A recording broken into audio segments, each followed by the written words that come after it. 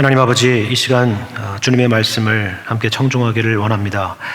저희들의 모든 분주한 생각들, 복잡한 생각들 다 내려놓고 주님의 말씀 가운데 우리가 주님의 뜻이 무엇인가를 분별하며 또 그 주님의 귀한 뜻을 깨달아 알 수 있도록 함께하여 주옵소서. 온전히 주님께 부탁드리며 예수님의 이름으로 기도합니다. 아멘. 우리가 히브리서 말씀을 함께 읽어가고 있습니다. 히브리서를 읽으면서 우리가 항상 기억해야 될 중요한 것 중에 하나는 무엇이냐면, 이 히브리서에 등장하는 이 설교를 처음 접했을 그런 청중이 과연 어떤 상황이었을까 하는 것입니다. 평안 가운데 있고 형통한 가운데 있었던 것이 아니라 큰 고난 가운데 있었다라고 말씀을 드렸습니다. 외부로부터는 점차 핍박이 거세지고 있는 그런 상황이었고, 또 이런 환경 속에서 그들 내면 가운데서는 그들의 믿고 있던 신앙이 도전받고 있었던 그런 상황이었죠. 예수가 정말 하나님의 아들이신가? 정말 하나님의 아들이신 예수가 오셔서 우리의 죄를 구원하신 것이 맞는 것인가? 그렇다면 우리가 현재 경험하고 있는 이 고난의 현실은 어떻게 받아들여야 하는가? 하나님은 도대체 우리 가운데 어디에 계신가 하는 그런 질문들이 그들 마음 가운데 항상 떠나지 않았다는 것을 염두에 둬야 됩니다. 그 가운데서 오늘 이 히브리서 말씀을 전하고 있다는 사실을 기억해야 하는 것이죠. 당시의 교회의 성도들은 크게 보자면 유대인들과 이방인들로 구성되어 있었습니다. 사도 바울이 로마서에서 이 복음은 모든 믿는 자에게 구원을 주시는 하나님의 능력이라 했으면서 동시에 뭐라고 말하고 있습니까? 먼저는 유대인에게요, 그리고 헬라인에게로다 라고 말하는 것도 사실 이런 시대적인 배경 가운데 이해될 수 있는 내용입니다. 그런데 헬라인과는 달리 유대인 그리스도인들은 그들이 본래 몸담고 있었던 유대 공동체에서의 경험이 가끔은 그들의 신앙에 도움이 될 때도 있고, 또 반대로 가끔은 그들이 믿고 있는 신앙에 또 장애나 혹은 발목을 잡을 때도 있었을 것입니다. 도움이 된다는 것은 그들이 갖고 있었던 구약 성경의 그 지식, 그 전통이 예수님의 오심과 복음을 더 확실하고 분명하게 이해하는데 큰 도움이 되었기 때문입니다. 역시나 사도 바울이 로마서에서 이 복음은 갑자기 생긴 것이 아니라 하나님이 선지자들을 통하여 그의 아들에 관하여 성경에 미리 약속하신 것이라 라고 말씀하신 것 같습니다. 이 성경이라는 것은 구약 성경을 말하는 것이겠죠. 하지만 반대의 경우도 있죠. 오랜 시간 몸담았던 그런 유대 공동체 내에서 배웠던 그런 성경의 이해로 인해서 복음을 이해하는 일에 있어서 때로는 방해되는 일들도 있었을 것입니다. 그래서 히브리서 기자는 이 두 가지의 상황을 염두에 두고 이 설교를 하고 있는 것입니다. 특별히 교회를, 그 당시 그 교회에 구성되어 있는 많은 이 히브리 그리스도인, 유대인 그리스도인들을 염두에 두고 이 설교를 하고 있습니다. 예를 들면 이런 거죠. 먼저 거침없이 구약 성경 말씀을 인용하고 있는 것을 볼 수 있습니다. 이것은 히브리서 독자들이 구약에 대한 어느 정도의 이해를 하고 있다는 것을 전제한 가운데 살 수 있는 그런 설교입니다. 그래서 심지어는 이런 표현도 있었습니다. 여러분, 히브리서 2장 6절을 보시면요, 어떤 의미에서는 참 독특하고 재미있는 표현이 있습니다. 뭐라고 되어 있습니까? 히브리서 2장 6절에 그러나 누구인가가 어디에서 증언하여 이르되 사람이 무엇이기에 주께서 그를 생각하시며 인자가 무엇이기에 주께서 그를 돌보시나이까 말하죠. 누구인가가 어디에서 증언하여 이르되, 참 독특한 표현이죠. 우리조차도 여기서 누구라는 것이 누구인지를 알죠. 누굽니까? 다윗이죠. 어디입니까? 시편 몇 편인지는 모르겠지만 하여튼 시편이라는 것 정도는 알고 있습니다. 근데 지금 몰라서 이런 표현을 쓰고 있는 것은 아닐 거예요. 그렇죠? 굳이 출처를 밝히지 않더라도 그것이 어디에서 인용된 것이고 누가 이 시편을 기록한 것인지에 대해서는 다 알고 있는 그런 공감대를 바탕으로 이 말을 하고 있다 하는 것입니다. 동시에 히브리서 기자는 그들이 알고 있었던 구약 성경에 대한 전통적인 이해에 대해서 다시 한번 생각해 볼 것을 제안하고 있습니다. 물론 다시 생각한다라는 것은 전혀 다른 이야기, 전혀 다른 관점 이런 이야기를 하는 것이 아니라 신구약 성경의 주제인 바로 예수 그리스도를 중심으로 그동안 알고 있었던 바, 그동안 성경에 대하여 구약 성경에 대해서 알고 있었던 바를 다시 한번 생각해 보라 하는 것입니다. 이런 의미에서 오늘 1절의 말씀이 있습니다. 우리 1절 말씀을 다시 한번 보시면 이렇게 말씀하고 있습니다. 그러므로 함께 하늘의 부르심을 받은 거룩한 형제들아, 우리가 믿는 도리의 사도이시며 대제사장이신 예수를 깊이 생각하라. 이런 권면이죠. 여기서 깊이 생각하라 하는 것은 그저 한번 생각해 보라 라는 차원이거나 한번 예수를 묵상해 보라 하는 그런 차원의 표현이 아닙니다. 다른 여러분 영어의 번역본들을 보시면 이 단어가 집중하라, 생각을 고정하라, 주의 깊게 생각해라, 주목하라 라는 그런 표현들로 번역되어 있는 것을 볼 수 있을 것입니다. 그냥 가볍게 생각하라는 것이 아니라 의식적으로 주의를 집중해서 생각해 보라 하는 그런 의미입니다. 그렇다면 예수님의 어떤 것을 깊이 생각하라는 것입니까? 나와 있는 말씀처럼 우리가 믿는 도리의 사도이시며 대제사장이신 예수에 대한 것을 깊이 생각하라 하는 것입니다. 여기 믿는 도리라고 되어 있는 표현이 있는데요, 이것은 당시에 초대교회 성도들이 함께 고백했던 공동체의 신앙 고백에 대한 것을 말하고 있는 것입니다. 그래서 우리가 믿는 도리라는 표현을 쓰죠. 우리가 믿는 도리.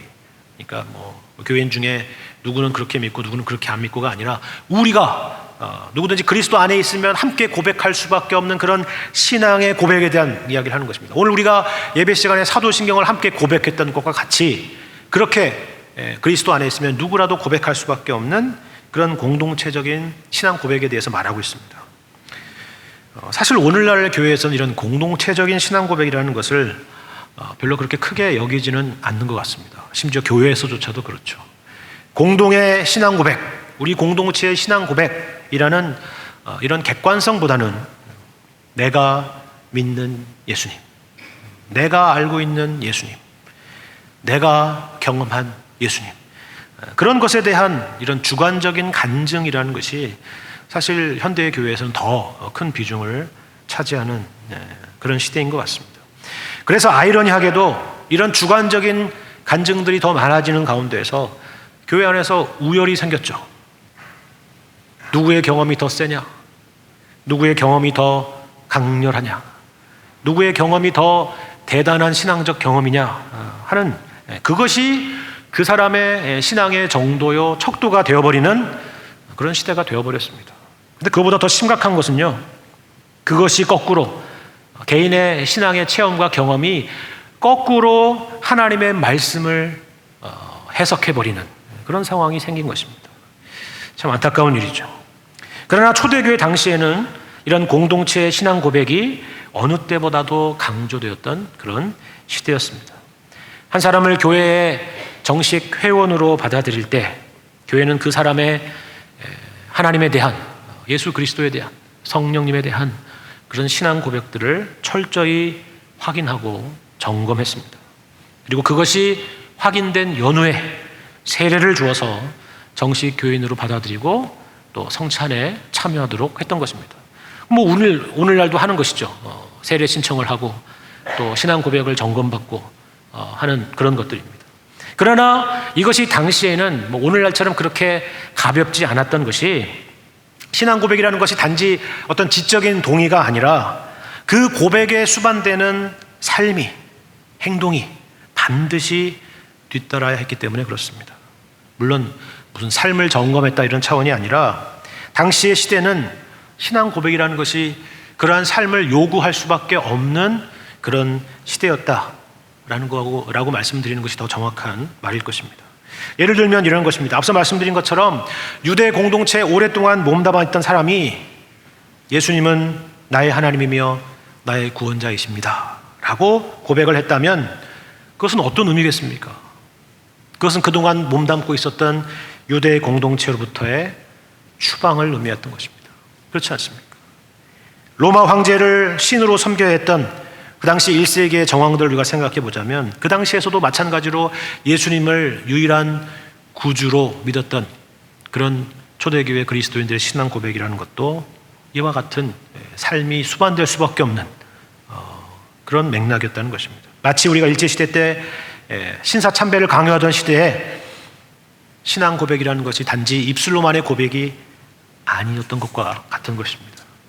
흥미로운 것은 신약성경 곳곳에는 이 초대교회 신앙 고백의 초기의 형태들이 나타나곤 하는데, 거기에도 마찬가지로 단지 입술의 고백만이 아니라 그 고백과 더불어서 그 고백에 합당한, 그 고백에 당연히 뒤따라 나올 수밖에 없는 행동을 요구하고 있는 내용들이 등장하고 있다는 사실입니다.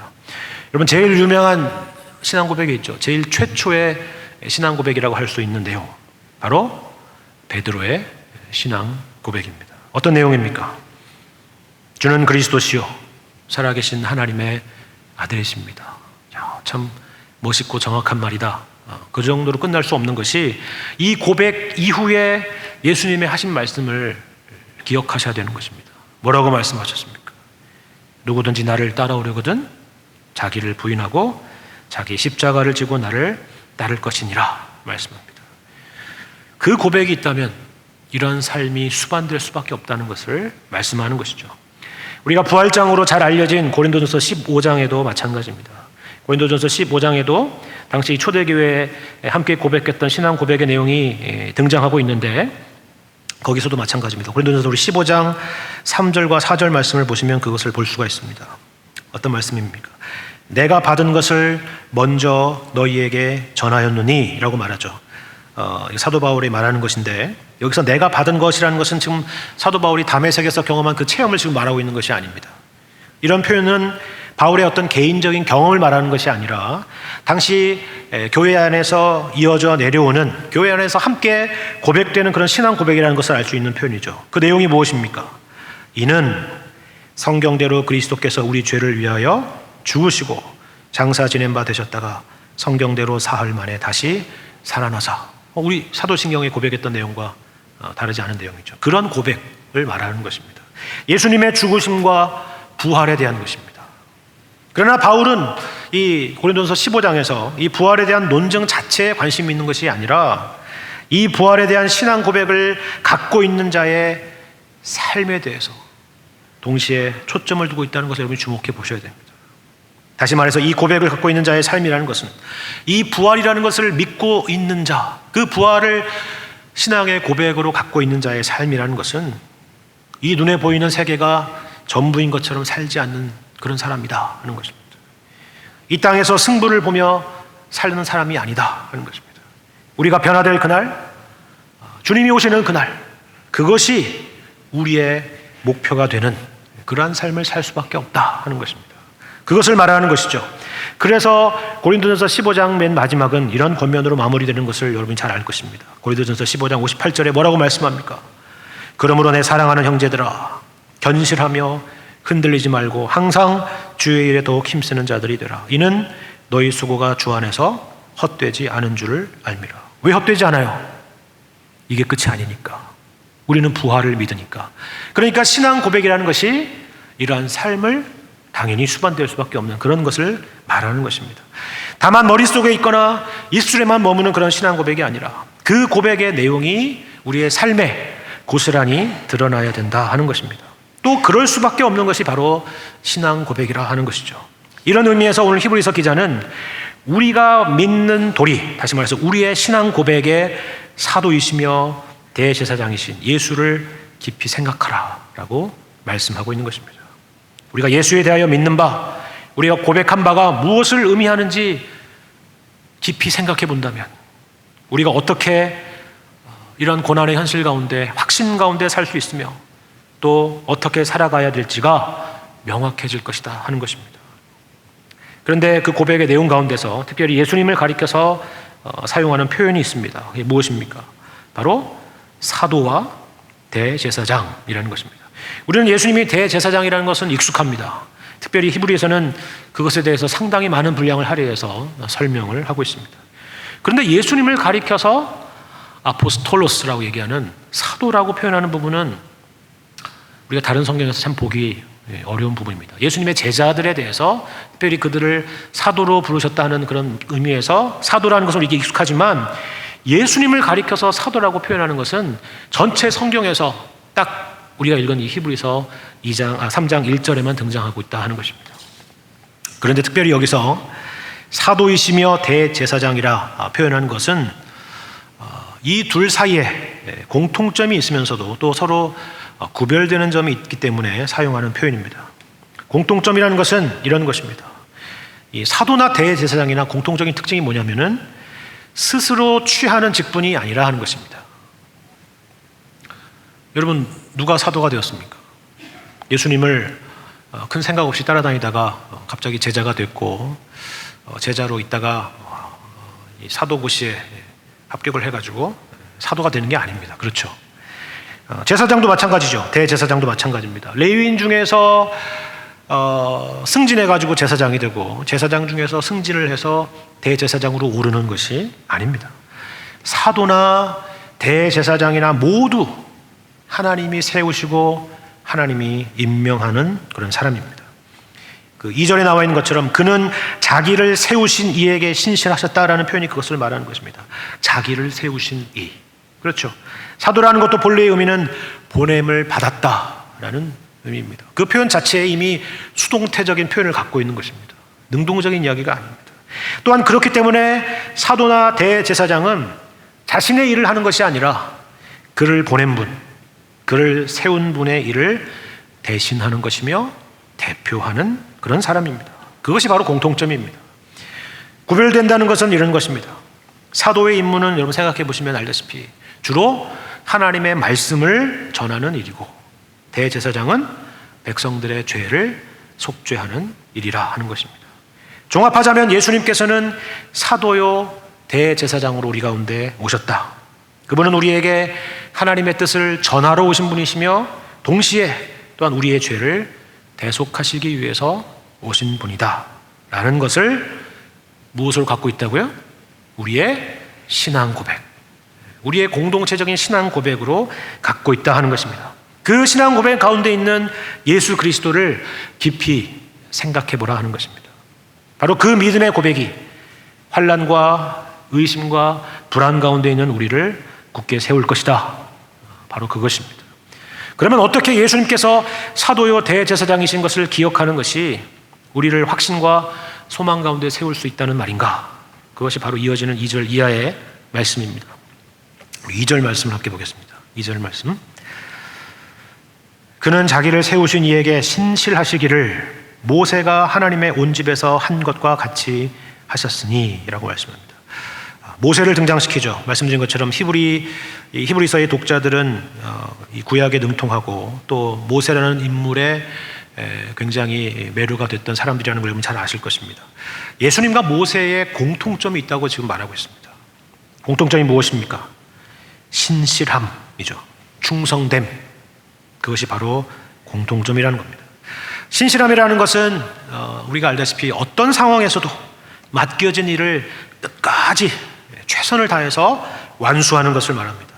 세움받은 그 목적을 달성하는 것이죠. 모세가 그와 같았다 하는 것입니다. 그가 인간적으로 도덕적으로 완벽했다는 말이 아닙니다. 하나님께서 세우신 그 세움받은 그 목적에 신실했다, 충성했다, 신실의 모범, 충성의 모범하면 바로 모세다, 바로 그 얘기를 하는 것입니다. 그러면 모세가 어떤 것으로 세움을 받았느냐 하는 것이 중요한 것이겠죠. 물론 우리가 1차적으로 모세하면 떠오르는 것은 이스라엘 백성들을 애굽에서 출애굽시킨 리더를 떠올릴 것입니다. 그 일에 물론 충성했습니다. 그러나 또 다른 중요한 목적이 있습니다. 아마 히브리서 기자는 이 말씀을 염두에 두고 이 말을 했을 것입니다. 어떤 내용으로 모세가 그러면 충성된 인물, 신실한 인물로 등장시키고 있느냐? 민수기 12장 1절 이하의 말씀을 보시면 우리가 알 수가 있습니다. 민수기 12장 1절 말씀 제가 읽겠습니다. 모세가 구스 여자를 취하였더니 그 구스 여자를 취하였으므로 미리암과 아론이 모세를 비방하니라 말하죠.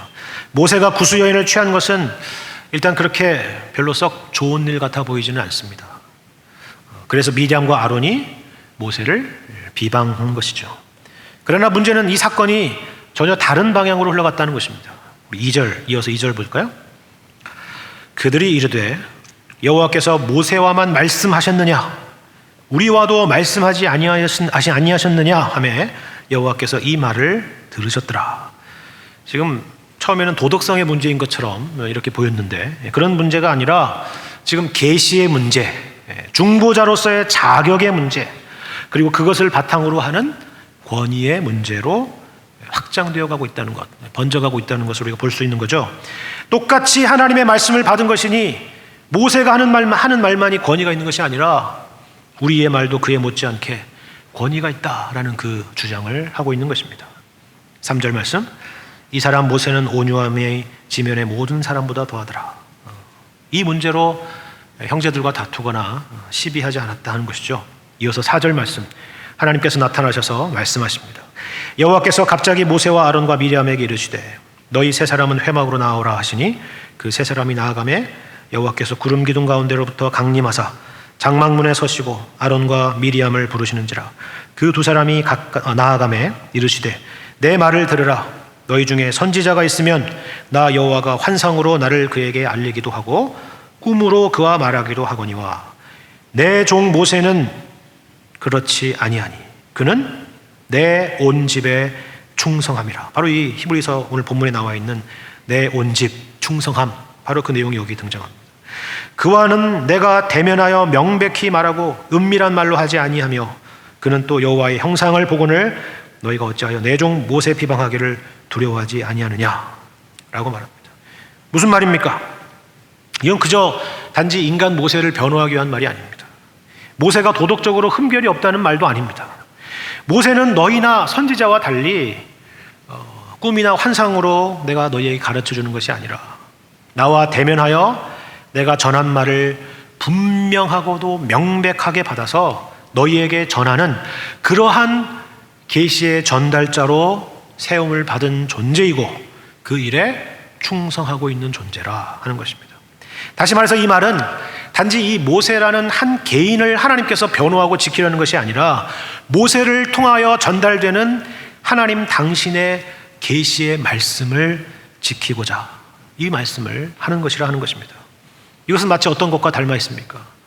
신약성경에서 사도 바울이 자신의 사도권을 변호하는 내용과 그 목적이 비슷하다라고 말할 수 있습니다. 바울은 바울 자신을 변호하려고 했던 것이 아니라 자신이 전한 복음이라는 것이 자기가 전한 복음, 자기가 만든 복음이 아니라 하나님께로부터 난 복음이라는 것을 지키기 위해서 자신의 사도권을 그렇게 지키기 위해서 노력했다는 것입니다. 물론 성경에서 모세는 다양한 모습으로 등장하죠. 예를 들면 출애굽의 여정 가운데서 이스라엘 백성들을 위해서 중보하는 그런 모습을 통해서는 우리가 예수 그리스도의 그림자를 발견하기도 합니다. 모세의 온유한 모습을 통해서 예수님의 온유한 모습을 우리가 상상하기도 합니다. 하지만 특별히 구약 성경에서 모세는 말씀드린 것처럼 한 가지 중요한 특징, 중요한 상징으로 세움을 받았고 그것을 위해서 등장하고 있다는 사실을 여러분이 기억하셔야 됩니다. 특별히 요한복음에서 이 부분을 강조하죠. 요한복음 1장 17절 말씀을 보면 모세가 어떤 상징으로 등장하고 있느냐를 볼 수가 있습니다. 요한복음 1장 17절 말씀 보시면 율법은 모세로 말미암아 주어진 것이요 은혜와 진리는 예수 그리스도로 말미암아 온 것이라. 그렇죠? 요한복음 5장 45절도 볼까요? 이렇게 말씀합니다. 내가 너희를 아버지께 고발할까 생각하지 말라. 너희를 고발하는 이가 있으니 곧 너희가 바라는 자 모세니라 말씀하죠. 여러분, 여기서 모세가 상징하는 바가 무엇입니까? 율법이죠. 율법의 시대를 상징하는 것입니다. 여기서 모세를 여러분이 부정적으로 묘사하고 있다고 해서 말 그대로 모세를 우리가 생각하는 것처럼 무슨 도덕적인 의미로 무슨 부정적인 것으로 보시면 곤란합니다. 그건 성경을 정말 이상하게 이해하는 것입니다. 여기서 모세란 율법을 상징하고 그러므로 율법의 상징인 모세의 존재로 인해서 예수님의 오심의 의미가 무엇인가가 부각되는 것입니다. 무슨 말씀인지 아시겠습니까? 다시 말해서 예수 그리스도께서 우리에게 주신 복음의 복음됨을 설명하기 위해서 모세를 등장시키고 모세를 설명하는 것입니다. 그렇기 때문에 모세란 철저히 무엇을 상징해야 된다고요? 하나님의 율법을 상징해야 됩니다. 본문에 등장하는 이 모세의 신실함이라는 것은 그런 의미에서 도덕적인 의미가 아니라 바로 이런 의미에서의 신실함인 것입니다. 그렇기 때문에 모세는 하나님이 우리에게 요구하시는 의의 수준이 어떤 것이며 거룩의 수준이 어떤 것인지 그것을 분명히 가르치고 보여야 했습니다. 그가 시내산에서 받은 계명과 율법이 바로 그와 같은 것이죠. 그러나 그것만이 아니라 모세라는 한 개인의 전체의 생애를 통해서도 그것을 보여야만 했습니다. 모세는 그 일에 신실했고 충성했다는 것입니다.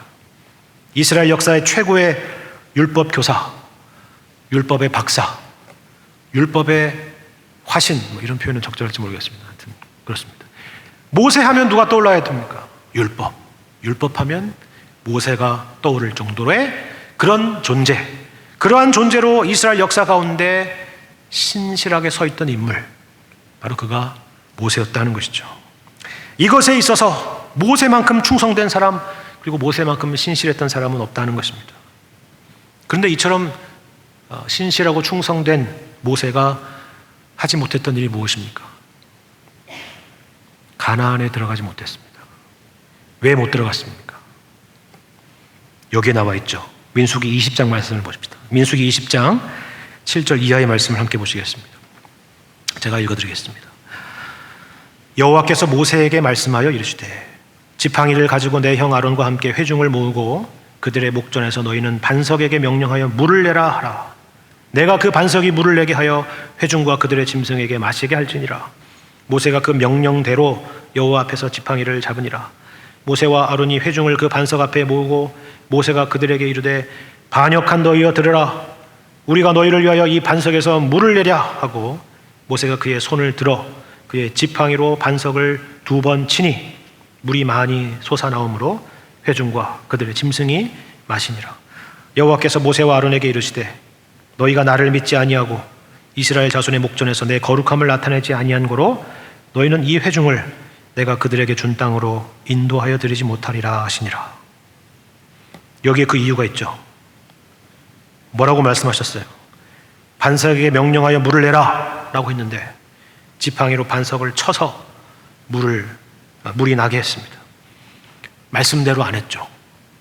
그리고 또 뭐 했습니까? 도리어 성질을 부렸습니다. 우리는 이 말씀을 읽으면 그런 생각이 들지 않습니까? 얼마나 안타까운가. 지금까지 잘 왔는데, 그렇죠? 마지막까지 그 성질을 죽이고 참았더라면 가나안에 들어갈 수 있었을 텐데 라는 생각을 하지 않습니까? 그런 감정적인 것을 지금 말하려는 것일까요? 그런 것이 아닙니다.